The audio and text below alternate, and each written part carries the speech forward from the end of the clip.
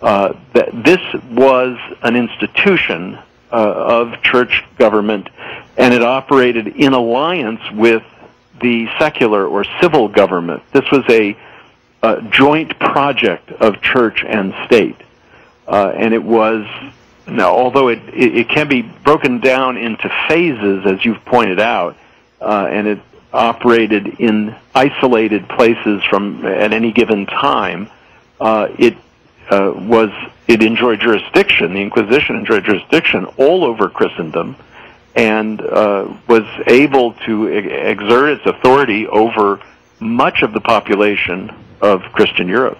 There are any number of emails that float around occasionally where people present, supposed facts about history and stuff. And one of the ones that I got last year was about sort of attempting to debunk stories about the Christian church. And one of the so-called facts that was in this circular email was number of people who were ever tortured or killed by the church, 0. And the explanation was that, that the church never actually did any torturing or killing themselves, but merely, discovered the crimes and then turned over all of the heretics to the local civil authorities. Where are you with that? Yeah, let's dig into that. First of all, I want to acknowledge, and I write about it in my book, that there are people who defend the Inquisition, apologize for it, or deny that it actually existed in the form that we commonly understand it to have existed. So there are apologists, deniers, and defenders of the Inquisition, and I give them their opportunity to state their case in my book, and I'm going to do that right now by answering the question you asked.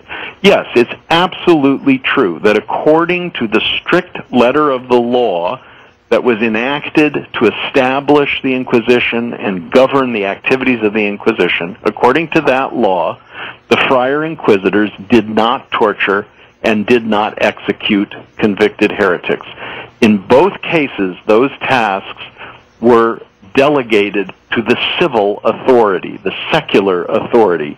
It was the public executioner, as a general rule, who came into the interrogation chambers of the Inquisition and applied the instruments of torture.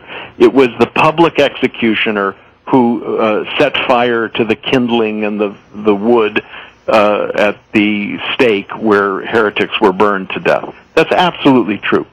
And that is often invoked by apologists and defenders of the Inquisition.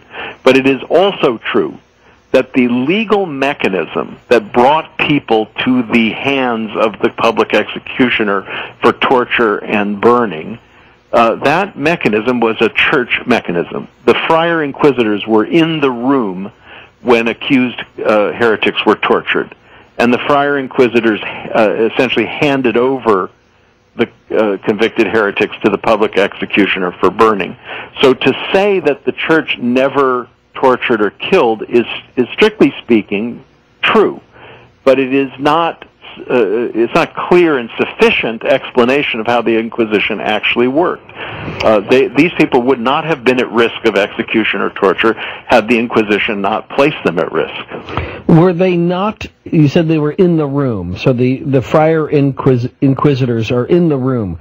Are they the ones that say, apply the thumb screws, or it'd be an appropriate time for, branding, or whatever the torture du jour was that left up to the civil authority to decide? No. Or did the church lead them right up to it, they just didn't do it themselves? Well, in terms of torture, and this is something we really ought to dig into because it's a very interesting and important question. Let me start, if I may just start by saying, the use of torture was embraced by the Inquisition because it was regarded as what they called the queen of proofs.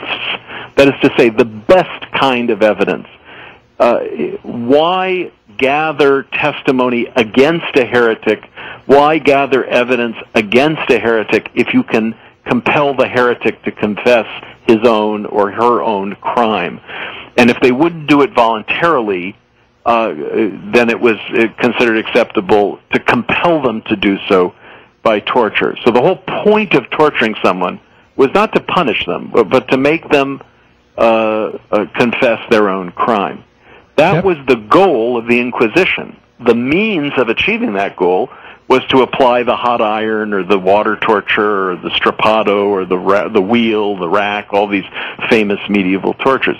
To answer your question, Ian, very, very precisely, the Friar Inquisitor put the questions to the accused heretic, and if the questions were not answered or not answered to the satisfaction of the Inquisitor, then the Inquisitor would direct the public executioner to apply the torture. And in fact, we have very, very precise measurements and procedures for torture. One of the points I make in my book is that the phrase "the third degree," which we think of as a police term, you think about old film noir movies from the 40s of a police, somebody working over a suspect in the back room of a police station and giving him the third degree. Well, that's a reference borrowed from the Inquisition, which recognized 5 degrees of torture. The first degree of torture was showing the victim the instruments. The Inquisition understood that simply looking at these fearful instruments that would be applied to the flesh of the accused heretic was often enough to bring someone to confession. That was the first degree. The second degree, the third degree, the fourth degree, and the fifth degree were just increasingly severe periods of torture, longer and more violent applications of the instruments. But again, to concede the point, it was not a monk or a friar who took the hot iron out of the fire and applied it to the flesh. It was the public executioner, but it was done within the context of an inquisitorial proceeding.